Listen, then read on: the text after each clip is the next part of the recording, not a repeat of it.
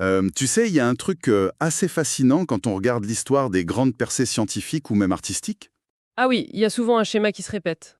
C'est ça. En fait, ces éclairs de génie ont un point commun vraiment troublant. Ils se sont presque tous produits alors que leurs créateurs ne travaillaient pas du tout.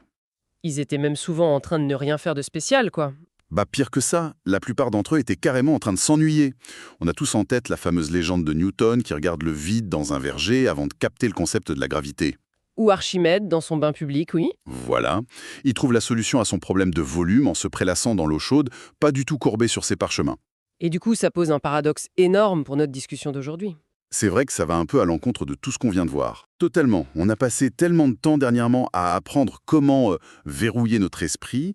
On a vu que l'attention dirigée, la fameuse hyperconcentration, c'est comme un laser indispensable pour abattre une quantité de travail colossale. C'est le pilier de la productivité, c'est clair. Mais aujourd'hui, on découvre un truc fou.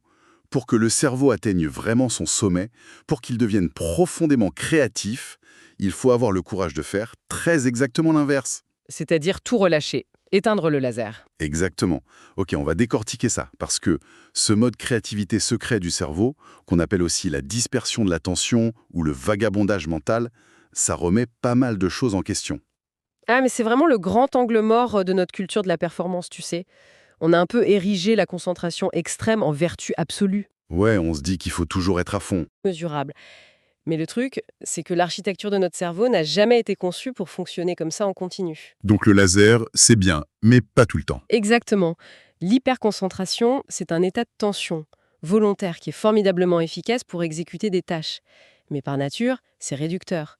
Ça force le cerveau à ignorer tout le reste. Et donc à l'inverse, ce relâchement total, ce serait ça le vrai moteur de l'innovation? Oui, l'hyperconcentration dirige l'énergie vers l'extérieur pour agir.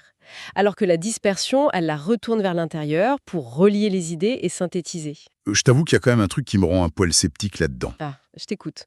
Jusqu'ici, dans nos précédentes explorations, on a quand même établi que la distraction, c'était un peu l'ennemi public numéro un, non? Oui, on a vu des chiffres assez alarmants sur la fragmentation de notre espace attentionnel. C'est ça. On lutte tous les jours contre le défilement infini sur les écrans, ce fameux scrolling. Et là, d'un coup, faudrait valoriser le fait d'avoir l'esprit qui s'éparpille. Je vois ce que tu veux dire.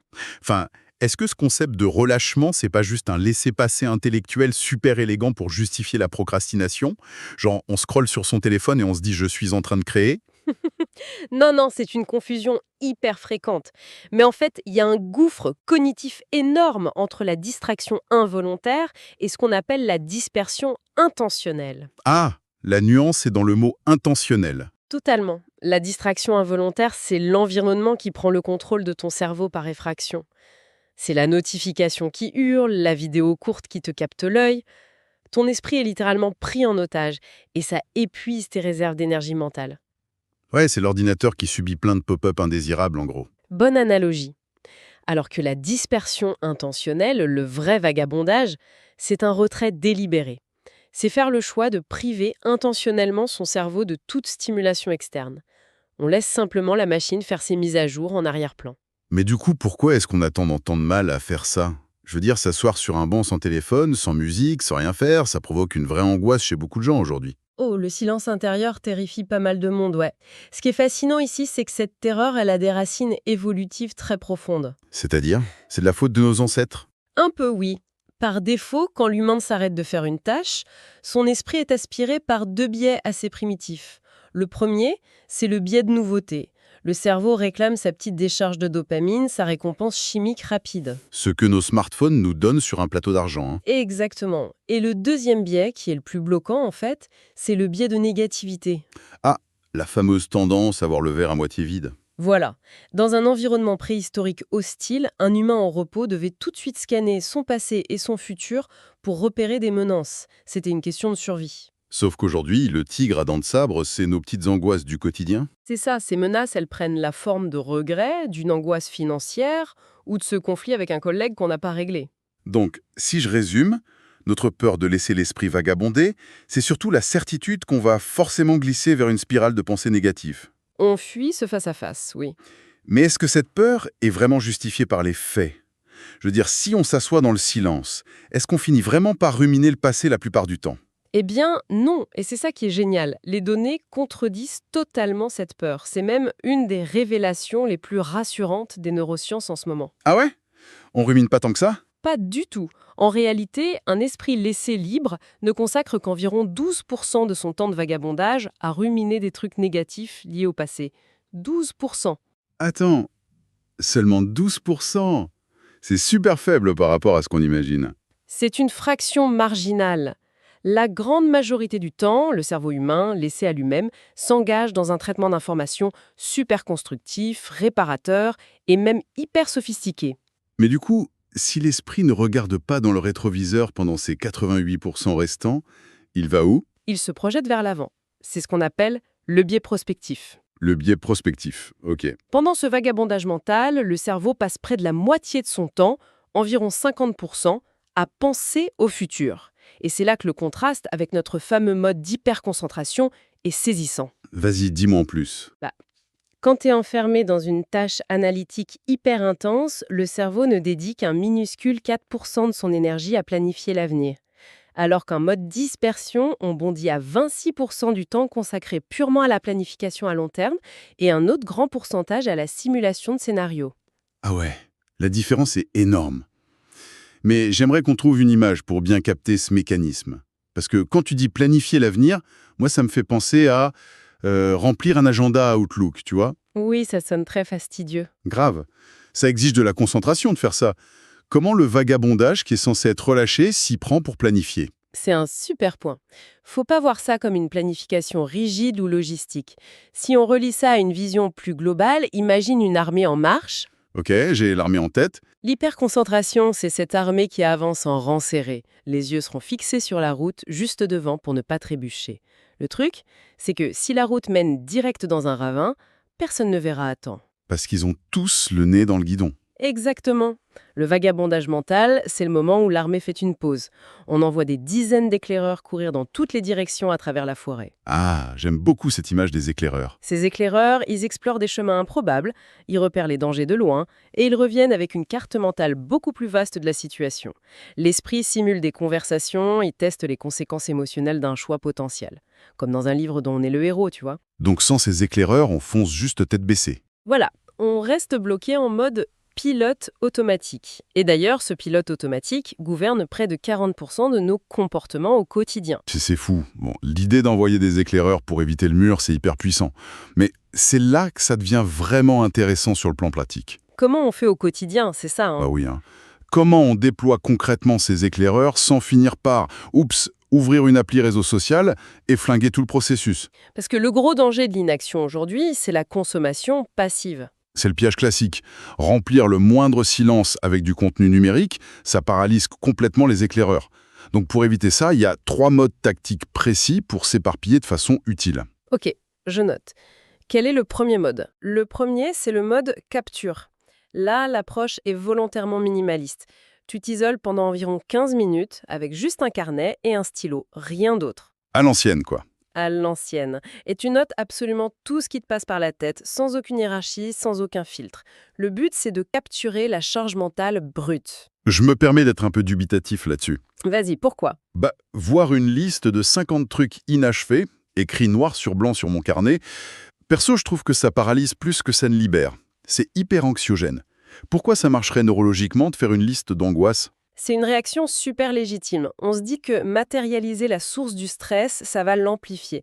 Mais c'est oublier un mécanisme fondamental de notre cerveau qu'on appelle l'effet Zeigarnik. L'effet Zeigarnik, ça me dit quelque chose. C'est une psychologue des années 20, Bluma Zeigarnik, qui a remarqué un truc chez les serveurs de restaurants.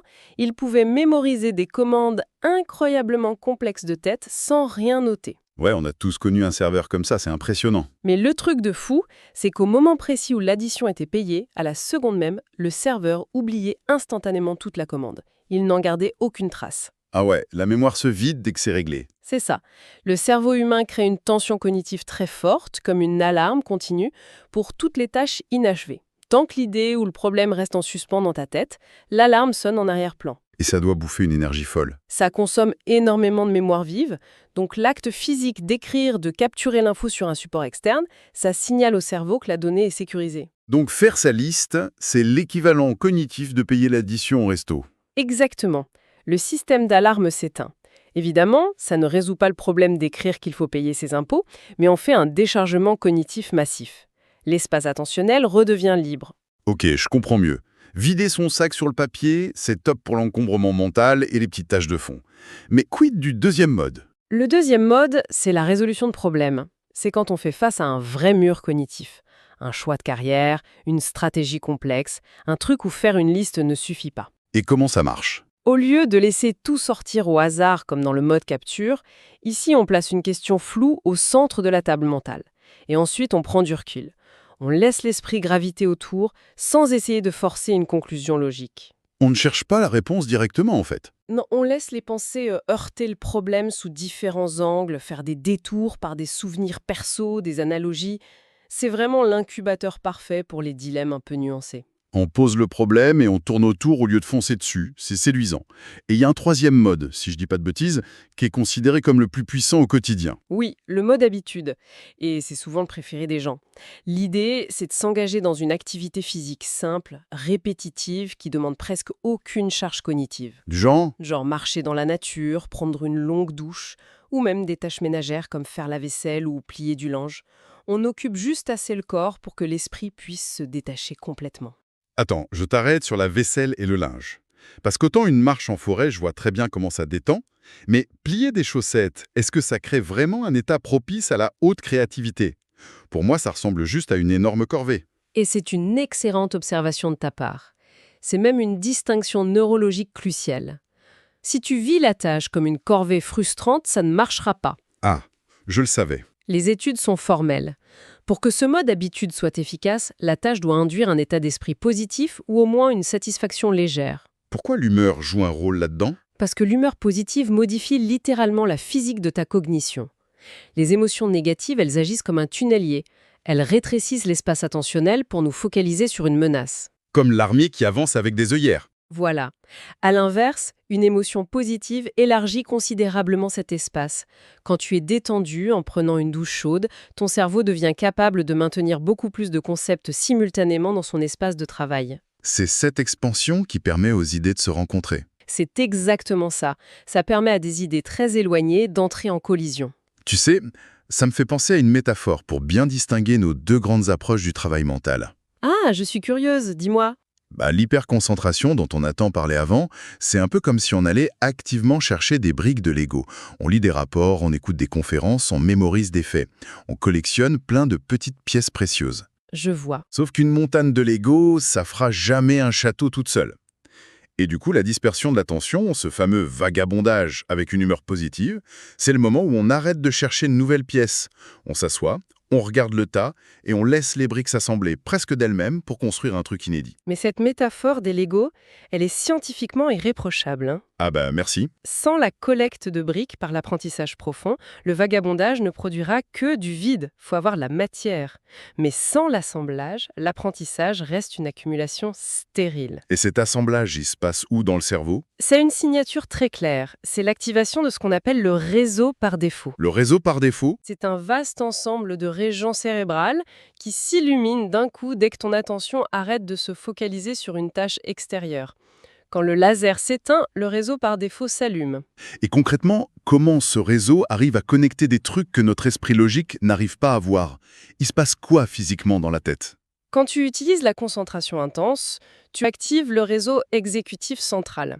Et lui, c'est un vrai dictateur. Il trace un chemin tout droit et il bloque activement les signaux qui viennent d'autres régions du cerveau pour éviter les interférences. Logique, pour pas être distrait. Voilà. Mais quand tu relâches ton attention, le dictateur s'endort. Et c'est là que le réseau par défaut prend le relais et agit comme un pont géant. Des signaux électriques commencent à voyager entre des zones du cerveau qui sont d'habitude super isolées les unes des autres. Ah, donc un souvenir d'enfance peut d'un coup rencontrer une formule mathématique? C'est exactement ça. C'est ce mécanisme physique qui explique le fameux moment Eureka sous la douche. D'ailleurs, c'est comme ça que Paul McCartney s'est réveillé un matin avec la mélodie complète de Yesterday dans la tête. Sérieux, hein? Oui, son réseau par défaut avait travaillé toute la nuit en faisant circuler des signaux entre des notes accumulées. C'est fou de se dire que le moment Eureka, qui nous paraît un peu magique, c'est en fait un énorme calcul en tâche de fond. Un calcul hyper complexe, ouais. Alors la vraie question, qu'est-ce que tout ça veut dire concrètement pour nous? Enfin, comment on peut forcer un peu le destin? Imagine on est bloqué sur un projet au bureau. On fait comment pour encourager ce réseau par défaut à bosser sans attendre l'illumination divine de la douche? Il y a une astuce très puissante, mais complètement contre-intuitive. Dis-moi tout. Ça consiste à saboter intentionnellement ta propre concentration. En gros, tu t'arrêtes volontairement en plein milieu d'une tâche inachevée, juste avant de faire ta pause. Attends, s'arrêter en plein milieu d'une phrase. Mais c'est un peu sadique pour notre cerveau, ça. On vient juste de dire, avec l'effet Zeigarnik, que le cerveau déteste viscéralement les boucles ouvertes. Et c'est précisément pour ça que ça marche. Ah, on le piège. On retourne la frustration de Zeigarnik à notre avantage. Supposons que tu bloques sur un rapport. Au lieu de t'acharner jusqu'à l'épuisement complet, tu t'arrêtes délibérément au beau milieu d'une fraise ou d'un raisonnement. Et là, on fait quoi? On va prendre un café. Oui, tu te lèves, tu vas marcher ou regarder par la fenêtre. Et que se passe-t-il? Ton cerveau est furieux de cette boucle ouverte. Il refuse de lâcher le problème. L'alarme s'est déclenchée. Exactement. Mais comme ton attention consciente est désactivée parce que tu marches ou tu te détends, le problème est transféré automatiquement au réseau par défaut qui vient de s'allumer. Et c'est lui qui cherche la solution. Avec les éclaireurs, oui, plutôt qu'avec l'armée en marche. Et quand tu reviens à ton bureau 15 minutes plus tard, il est hyper fréquent que le blocage soit parti, remplacé par une super idée. C'est vraiment brillant. On utilise le malage généré par l'inachevé comme un moteur de recherche en tâche de front. C'est tout à fait ça. C'est un vrai équilibre de funambule en fin de compte. On se nourrit de données avec le laser. On force la réflexion jusqu'à un point de blocage. Et là, on a le courage de tout lâcher brutalement pour laisser la magie opérer en silence. Et je te rejoins sur le mot courage, qui n'est pas du tout exagéré. Parce que dans notre monde actuel, avoir le courage de déconnecter, ça soulève une réflexion presque philosophique sur notre avenir. Comment ça? Pense à l'intelligence artificielle telle qu'elle se développe aujourd'hui. L'IA, c'est la machine d'hyperconcentration absolue. C'est clair. Elle ingère des milliards de données en quelques secondes. Elle code, elle analyse, elle pond des textes sans jamais se fatiguer. Et sans aucune distraction. Le travail de concentration logique pure est en train d'être automatisé sous nos yeux. Et donc, face à ça, il nous reste quoi? Parce que l'IA ne sait absolument pas faire, elle ne sait pas s'ennuyer, l'IA n'a pas de réseau par défaut, elle ne peut pas aller se promener, laisser son esprit vagabonder et revenir avec une fulgurance illogique, mais géniale, qui relie deux concepts qui n'ont rien à voir. Waouh! C'est une perspective complètement renversante.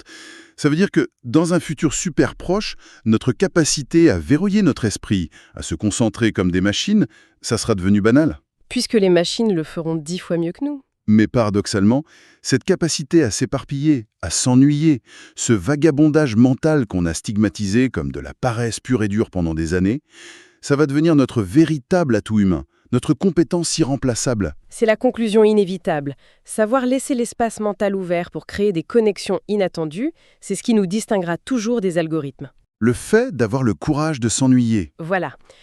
Cultiver des moments de vide total dans nos journées saturées de bruit, c'est pas de la paresse ou un aveu de faiblesse. C'est carrément notre avantage stratégique ultime pour les années à venir. Le silence intérieur, qu'on fuyait par peur de nos petites angoisses, c'est en fait le laboratoire clandestin de nos plus grandes idées. C'est magnifiquement dit. Eh bien, il est temps d'arrêter de vouloir crisper ce muscle de la concentration à outrance en espérant bêtement que la force brute finira par produire du génie. Parfois, la stratégie la plus puissante, c'est simplement de desserrer les doigts, d'accepter ce vide apparent et de laisser la structure s'édifier par elle-même. Et c'est là que tout commence vraiment à prendre sens. Et pour celles et ceux qui veulent aller plus loin, le livre est disponible gratuitement via le lien en description.